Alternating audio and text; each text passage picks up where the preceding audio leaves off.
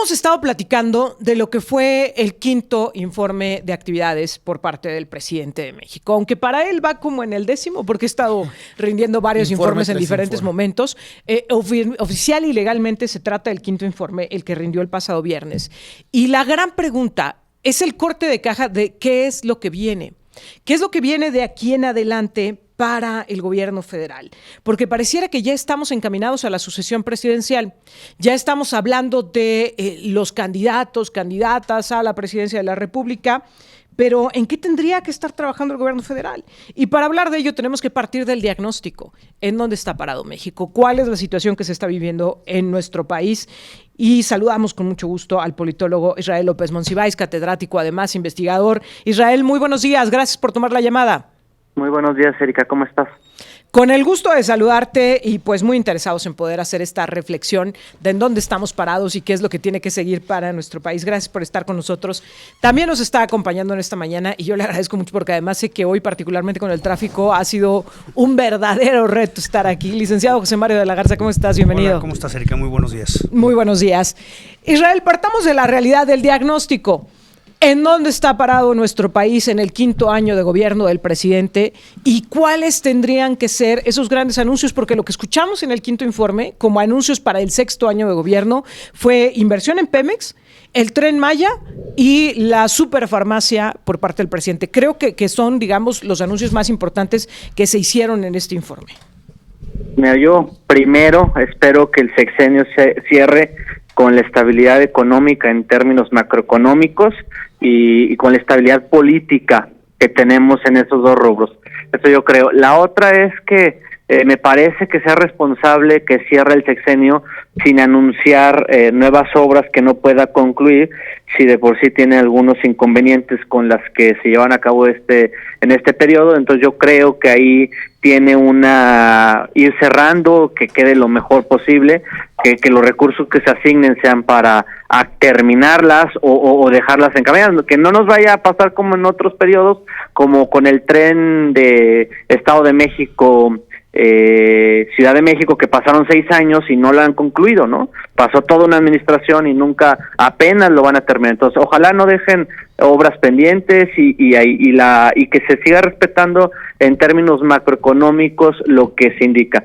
Las tareas pendientes es la seguridad, que evidentemente es donde este gobierno tiene más errores, la educación, que hay una polémica con el nuevo modelo que están implementando, y yo también hablaría del tema de la salud, que según Coneval es uno de los males de esta administración, con todas estas personas que se quedaron sin asistencia. Entonces, tratar de cerrar de mejor manera en esos 3 rubros, de corregir y en los otros de mantener a mí me parece muy importante en términos macroeconómicos. Creo que México ha tenido la fortuna del nearshoring y que deje esa estabilidad para que quien llegue, se le dé continuidad e infraestructura y pueda seguir llegando la inversión a nuestro país.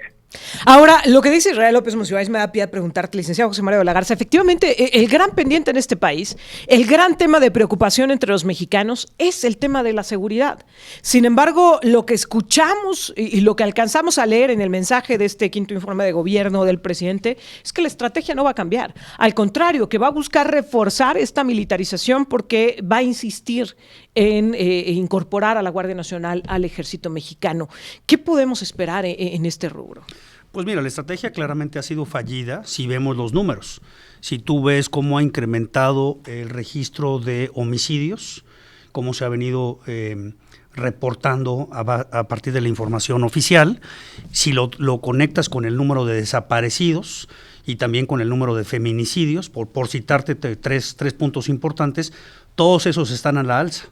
Entonces, la idea de utilizar al ejército como la fuerza de combate al crimen y esta visión de los abrazos no balazos, pues claramente el resultado fue un desastre, ¿no? Si bien es cierto la estrategia de Calderón de entrar en un ataque frontal también no resultó porque se conflictó todo el país, pero esta otra, como digamos, Erika, de que el ejército tampoco le ha dado resultados al presidente, también le ha traído muchos problemas en materia de violación de derechos humanos, de meter el ejército en actividades que no son, de asuntos que están en la Corte discutiéndose con respecto a si el ejército debe de realizar actividades que le corresponden a la policía, y de no fortalecer las estructuras municipales y locales. O sea, esta idea de que todo se centralice y que sea el ejército el que resuelva, tampoco funciona. ¿Por qué? Porque el problema de la delincuencia tiene que ver con un efecto local, un efecto de las circunstancias de cada estado, de cada municipio. Si tú no fortaleces las estructuras locales, las municipales, no les inyectas dinero, no los capacitas,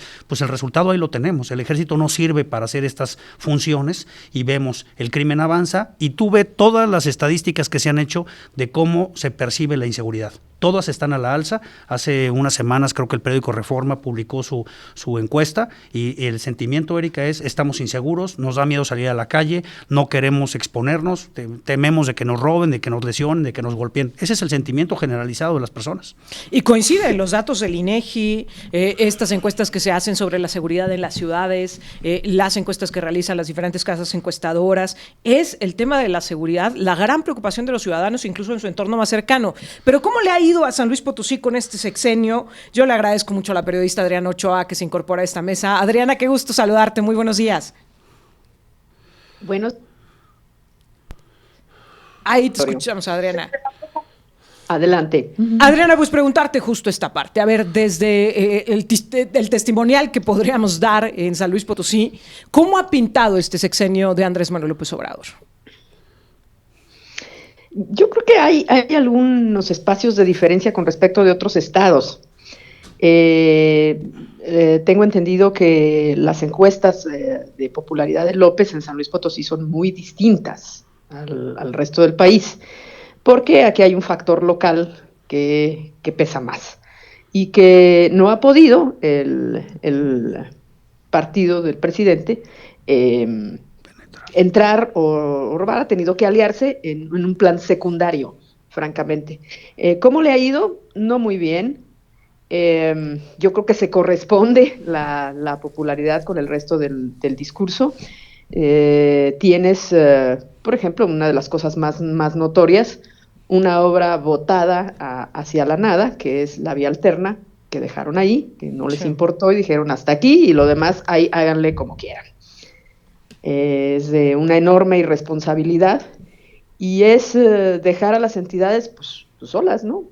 Lo demás que continúe del proyecto tendrá que hacerlo el gobierno solo.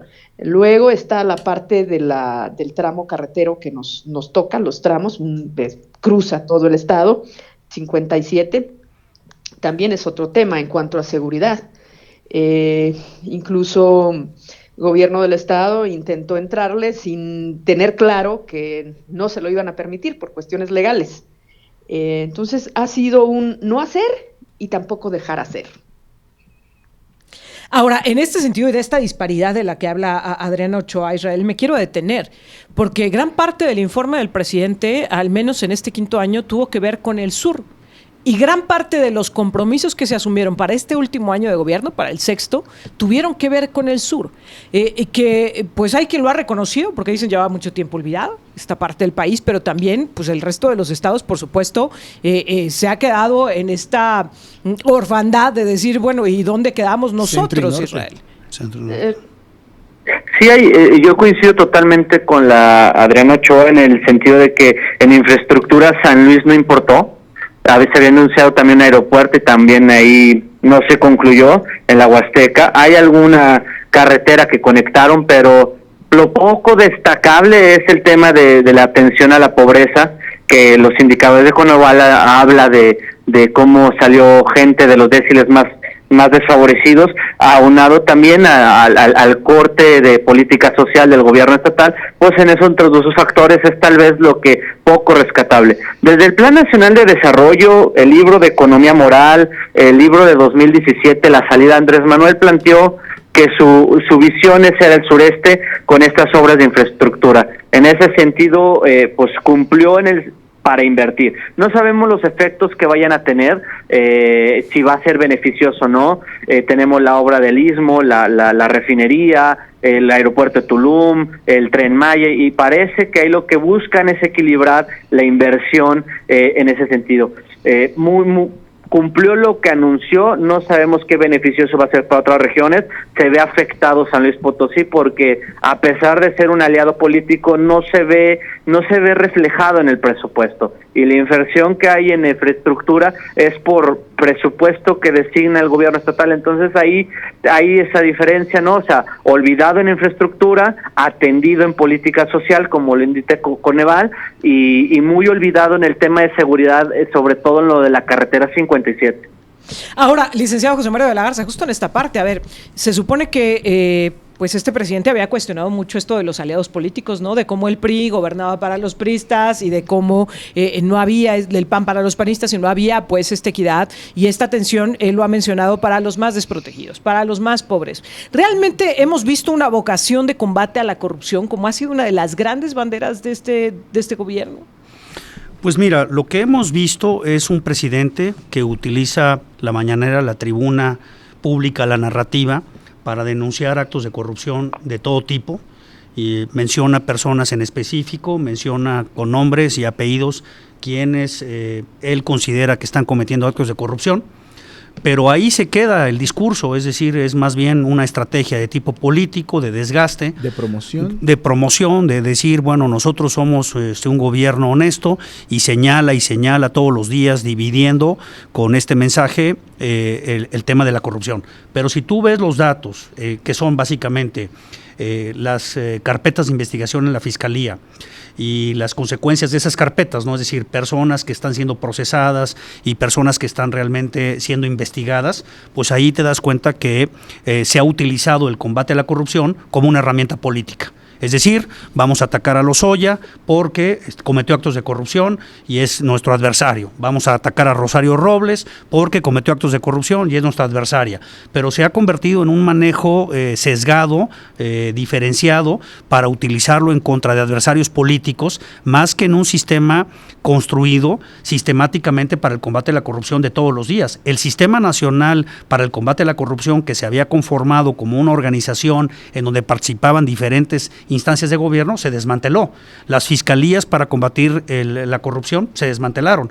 No hay recursos, no hay infraestructura, no hay aportación de capital humano. Es decir, hay un combate selectivo, Erika, para lo que conviene, para el desgaste, para el tema político, para posicionar campañas, para posicionar candidatos, pero no hay un combate sistematizado de investigaciones, de procedimientos, de mecánica que te dé un resultado y que realmente te arroje que los actos de corrupción se están disminuyendo. Tuvimos el caso de Segalmex, donde de alguna manera se iniciaron algunas carpetas, pero si te fijas, tampoco se restituyó el dinero, tampoco hubo, digamos, una aprehensión de los principales, los que estructuraron todo este fraude, que es de millones y millones de pesos, y también ha habido señalamientos de corrupción de los hijos del presidente, de allegados en Petróleos Mexicanos, en cómo se hizo el Tren Maya, en cómo se pretende mantener todo oculto, con el ejército, ¿no? Esta idea de que como el ejército lo está haciendo, no puedes consultar los contratos ni el dinero. Toda esta, sí. Lo que el presidente había dicho, oye, vamos a hacer un gobierno transparente, pues no, porque cuando pides la información te dicen, no, mira, lo está haciendo el ejército, esto es de seguridad nacional. Reserva. Y no te podemos entregar la información. Entonces, pues sí hay mucha narrativa del combate a la corrupción, pero no hay cero estructura, cero procedimientos y cero consecuencias. Vuelve a quedar, obviamente, México en esta falta de combate a la corrupción sistematizado, ¿verdad? No es la propaganda de un gobierno, es un sistema que funcione y que realmente evite los actos de corrupción. Lo que ciudadanos estamos hartos es en la corrupción ya como consolidada, ¿no? Más bien, cómo logramos que la corrupción se evite, diría yo. Ahora, Adriana, estamos en el 6º año de gobierno del presidente López Obrador. Curioso, porque yo lo refería, ¿no? Recordamos aquellas declaraciones que dio en varias ocasiones el presidente diciendo, va a ser un milagro que yo llegue al 6º año de gobierno. Pues ya estamos en el 6º año de gobierno, sí llegó, el milagro se está cumpliendo. Pero dime una cosa, ¿cómo llega, Adriana? ¿Cómo llega López Obrador a este 6º año de gobierno con una sucesión anticipada por él mismo? Pues, ¿cómo llega? Yo creo que no como él esperaba. Lo demás, no dudo que haya dicho que enfrentaría muchos problemas. A lo mejor hasta los exageró. Tirarse al piso ha sido parte de su estrategia siempre. Llega fuerte en la parte social de la dádiva, pero con un adeudo enorme, creciente, en seguridad y en sentido de equidad para el resto de los ciudadanos. Es así como llega, y muy, muy desgastado por prácticas políticas que ya creíamos desterradas por esfuerzo ciudadano. Tengo que hacer una pausa, pero les quiero pedir sobre todo la paciencia a Adrián Ochoa, Israel López, que son quienes están por vía telefónica, licenciado José Mario de la Garza. Va a ser muy breve la pausa porque quiero que regresemos a platicar justo de esto. A ver, ha habido grandes banderas por parte del presidente. Esta del combate a la corrupción, que ya mencionábamos, de regresar al ejército a los cuarteles, y hoy lo vemos mucho más empoderado que nunca, pero también de los apoyos sociales y el combate a la pobreza. Hoy vemos en el discurso de las candidaturas, de las corcholatas, del frente, que este tema de los programas sociales obviamente está cobrando un papel fundamental. Pero ¿qué es lo que necesita este país? Ya Israel López Monsiváis ponía 3 temas sobre la mesa: seguridad, educación, salud, y quiero que de ello platiquemos al regresar. Estamos de regreso. Gracias, Israel López Monsiváis, Adrián Ochoa, José Mario de la Garza, por la paciencia durante la pausa. Pero es que creo que en el sentido en el que hemos venido avanzando, tenemos que hablar de qué es lo que sigue. A ver, ya tenemos el diagnóstico del país. Tenemos problemas bien serios de inseguridad, de corrupción, de falta de claridad en el modelo educativo, por decirlo menos, de pendientes en materia sanitaria. Pero el presidente decía que estaba bien, que el tema de salud está en buenas condiciones. Hoy vemos ya a las corcholatas, vemos a la oposición en el frente, en Movimiento Ciudadano, hablando de qué van a hacer, cuáles van a ser las estrategias de renovación presidencial. Pero en realidad, ¿en qué tendría que estar trabajando el gobierno? Israel, tú ya adelantabas 3 puntos: seguridad, educación y salud. Seguridad ya lo platicábamos, pero háblame de la educación. ¿Hacia dónde tendríamos que estar caminando? Porque lo que dice el presidente, y ha insistido, es en la implementación de este nuevo modelo educativo, en estos nuevos libros de texto que han generado tanta controversia. Hoy lo que nos dicen los maestros en las aulas es que no saben ni por dónde empezar, porque no tienen guías para los maestros para aplicar este nuevo modelo, no les dio el tiempo para prepararlos, para capacitarlos puntualmente, y tenemos un año, porque después vaya a Dios a saber quién llega y qué decide con este modelo educativo. ¿Cuáles tendrían que ser las prioridades hoy en materia educativa para el gobierno federal? Mira, se generó mucha polémica con el libro del texto, pero a mí me preocupa primero la infraestructura. Claro. Que las escuelas tengan agua, baños, y luego iría más allá, que nuestros niños comieran 3 veces al día, tal vez en los comedores antes que tenían, educación de tiempo completo. O sea, creo que lo del libro de texto lo llevan las escuelas de tiempo completo justo en este gobierno. Exactamente, yo creo que es uno de los errores gravísimos, y dejar de hablar del mal chiste del comunismo y quitar toda esa paja de la discusión y ver que este nuevo modelo educativo que impulsaron, que tiene un origen en la escuela Montessori y en la escuela de Paulo Freire, lo hicieron mal. ¿Por qué lo hicieron mal? Porque no consultaron a todos los sectores, tiene errores los libros de en matemáticas, los tienen que corregir, y aparte comunicar más lo que intentaban. Pero ahí hay una discusión que también yo lo enclavaría en esta parte que le llamamos la batalla cultural entre las nuevas caras de la derecha y esta nueva forma de que quieren implementar una nueva hegemonía con ideología y con doctrina desde las aulas. Esa es una realidad, ¿no? Y ha pasado en mucho tiempo con el uso de los libros de texto, tristemente, si hacemos una revisión, y ahí es, yo creo que donde tendríamos que discutir que los niños tienen un retraso. Mira, yo lo veo en la universidad, y me encuentro con los jóvenes que vienen con deficiencias de la educación a distancia. Entonces, primero tenemos que atender esa generación, y te hablo a nivel universidad de las deficiencias que vienen, y luego me preocupa de algunos lugares que ni siquiera llegan con desayuno a la escuela, que no tienen unas aulas adecuadas, no hay internet. Entonces el libro de texto se vuelve una herramienta en el aula, pero no es toda la educación. Entonces también hay sectores de fanáticos religiosos, de la ultraderecha, que quieren que no quieren que se hable ni de educación sexual, ni de demostración, ni de género. También hay que ver a dónde quieren llevar ellos la discusión y a dónde quieren llevar los otros la discusión. Y los únicos perjudicados, desde la reforma de Peña Nieto, desde la contrarreforma de Andrés Manuel, es los niños. Ahora, o sea, hemos perdido una generación por culpa de los políticos.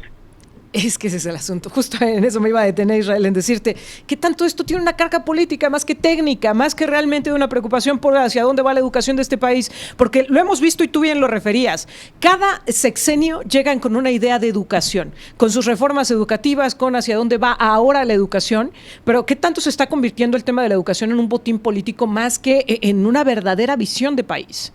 Pues eso fue lo que la bandera política de oficialismo y oposición, no hay una planeación a largo plazo, todo es a corto plazo, y igualmente yo sí detecto, independientemente de los políticos, en la sociedad hay una batalla cultural en esto, que lo que observamos, por ejemplo, cuando se habla de género hay posturas a favor, posturas en contra, y al incluirlo en los libros genera una polémica. Entonces no solo es México el que está inmiscuido en una batalla cultural, y los libros de textos quedaron enmarcados ahí, ¿no? Medios de comunicación hablando de un medio de comunicación específico desinformando con el comunismo, no le interesan las aulas al dueño de ese medio de comunicación, lo que le interesa es presionar, y al final a mí lo que me preocupa, que entre todos estos grupos de interés, entre la doctrina que quiere llevar el gobierno federal, los únicos afectados son los niños, porque no tenemos un modelo educativo a largo plazo, y especialmente con una generación que viene de estar años encerrados en su casa, sí, que tienen deficiencia en lectura, que tienen deficiencia en la comprensión, y que tenemos que regresar a métodos básicos desde la universidad a educación básica para recuperar lo más que podamos el tiempo perdido. Ahora, Adriana, la diversidad de un país es enorme, las necesidades de las diferentes regiones también, pero le queda un año a este gobierno. Adriana Ochoa, ¿en qué tendría que estar concentrándose este gobierno de Andrés Manuel López Obrador? Pues yo creo que en irse, porque no le veo para más. Estos 5 años han sido perdidos, absolutamente. En cuestiones de, ahora que hablas de educación, simplemente meterle carretadas de dinero, infraestructura al sur, tratar de llevarse la industria al sur cuando la industria, las inversiones extranjeras no quieren irse al sur, las que son de tipo industrial, en el caso de Tesla lo intentó, sí, claro. Precisamente por educación. El sur no se ha enfocado a formar ingenieros, no se ha volcado a tener esta línea de trabajo que tiene otras zonas del país, y no es una cuestión de mirarlos por debajo del hombro, sino es una realidad. El sur no tiene esta vocación, no le han detonado esa vocación, y durante décadas y una centuria completa, el sur ha sido nada más depositario de dádivas. Fuera del petróleo no han tenido ninguna inversión importante ni ninguna vocación, y además el petróleo con muchísimas deficiencias. Hay números en donde, imagínate, 5 trabajadores de Pemex hacen lo que 1 de PDVSA a Venezuela. Uy.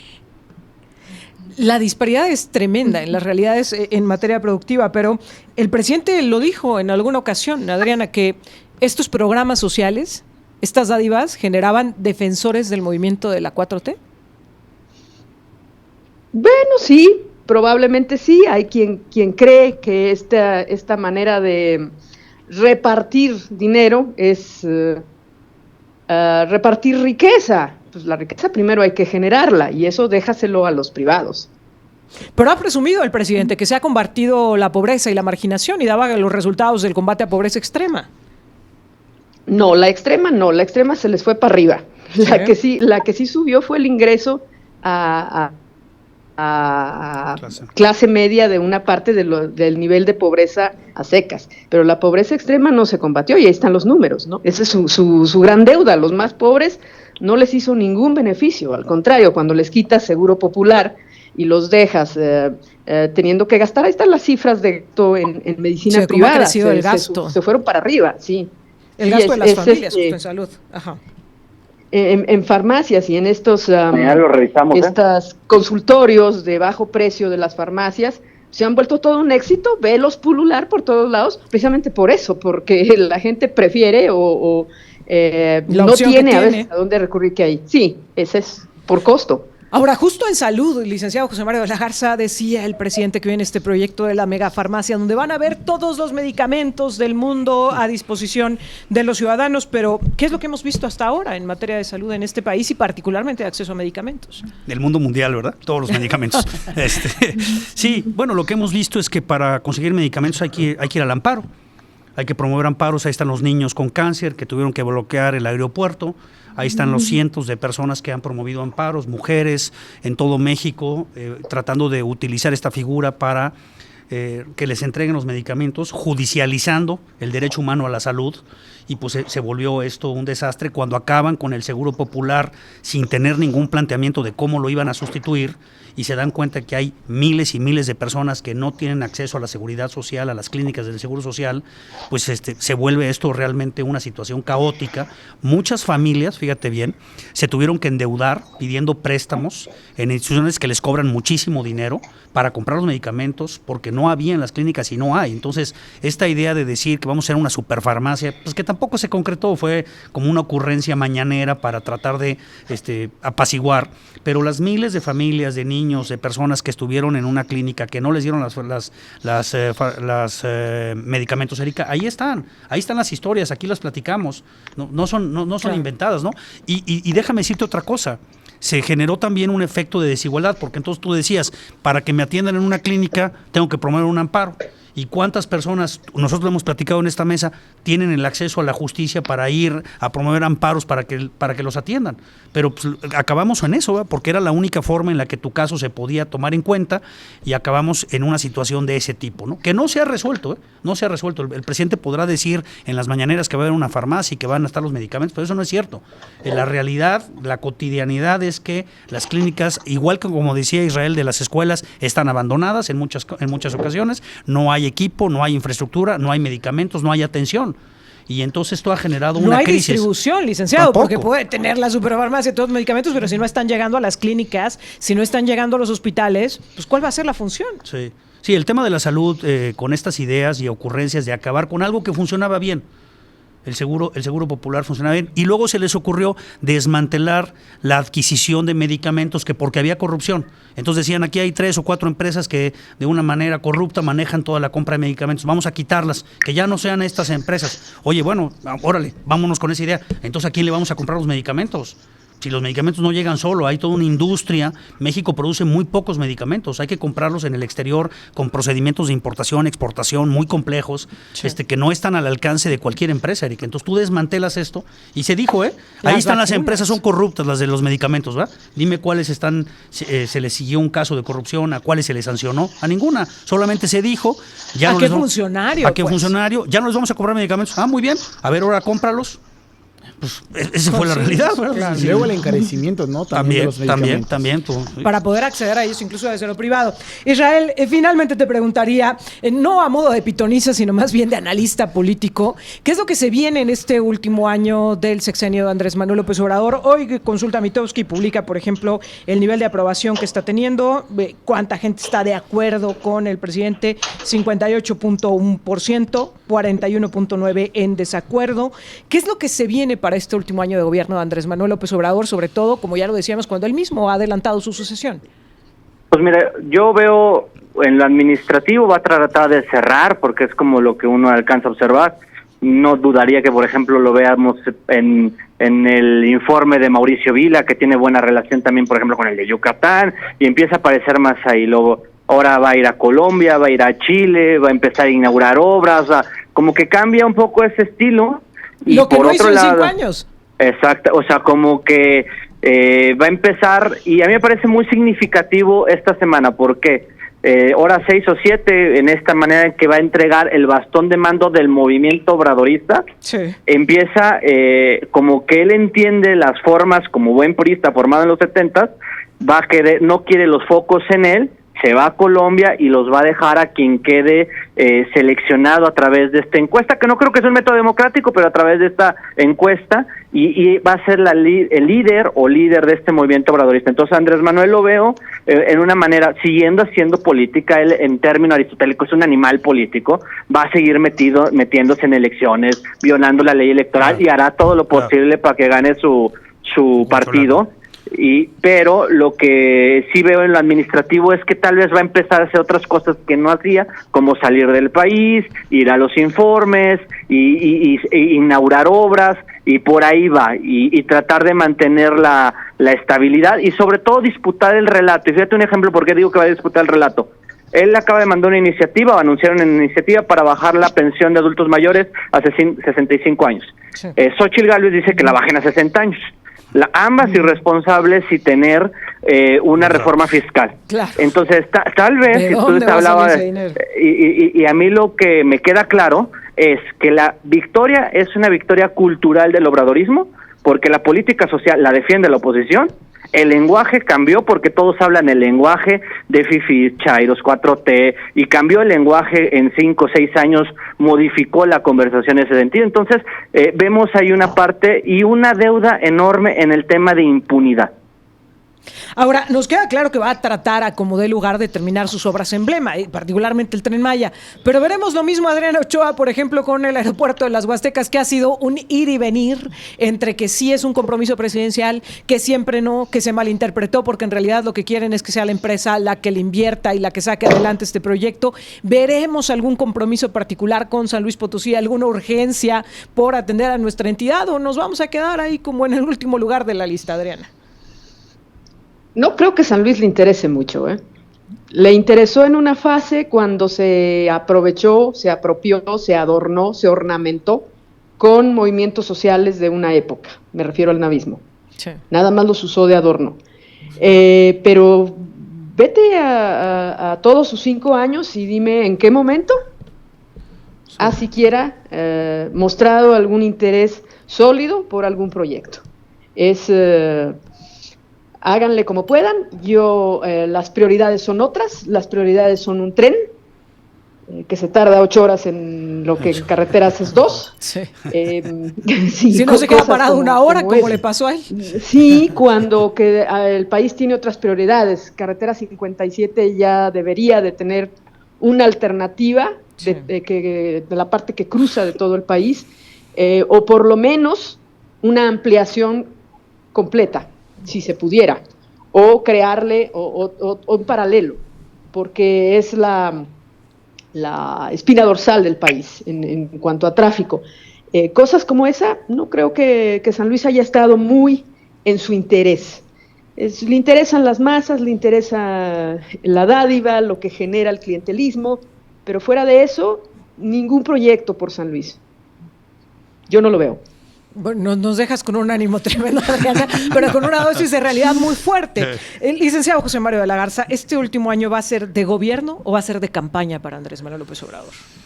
Va a ser, obviamente, de campaña, de políticas, de violar la ley en todos los aspectos, de sobrepasar los límites de campaña, de no importarle ninguna reglamentación sobre procesos electorales, como ya lo vimos ahora, con un INE totalmente debilitado. Va a ser un año de confrontación al Poder Judicial, va a ser un año de seguir debilitando a las instituciones, y va a ser un año en donde vamos a ver a un presidente muy agresivo en su narrativa contra estas estructuras, porque también la elección puede terminar pues en un tribunal, o puede terminar. Ya está durísimo con el Poder Judicial. Entonces yo creo que va a seguir ahí diciendo el Poder Judicial. Ayer se salía una nota de la iniciativa de presentar un juicio político en contra de ministros de la Suprema Corte. Va a seguir ahí la narrativa. Y de llevarlos a elección, la elección. Entonces yo creo que la narrativa contra el Poder Judicial va a seguir, y contra el INE también, y las instituciones, y va a ser todo el día meterse a las campañas, meterse con la corcholata designada, que parece que todo indica que será Claudia, según la encuesta del Financiero, primera plana de hoy, que hace más o menos un sondeo y le saca un buen a Ebrard, ¿no? Le saca está con un 40%. Y entonces pues, se va a meter a la campaña y va a querer estar ahí todos los días, y va a estar desgastando a la oposición, y como decíamos el otro día, y vamos a ver qué hace el presidente con Movimiento Ciudadano, o Dante con el presidente, ¿no? Vamos a ver también eso ahí, cómo la juega. Hoy sale una nota donde Colosio dice, ya no voy. Así está, bueno, así está la panorámica. Y mientras tanto, ¿quién gobierna? Gracias, licenciado José Mario de la Garza. Gracias, Israel López Monsiváis, te lo aprecio mucho. Saludos. Gracias, querida Adriana Ochoa. De verdad, muchas gracias por ser parte de este esfuerzo de comunicación. Gracias. Gracias, buenos días. Muy buenos días. Altavox.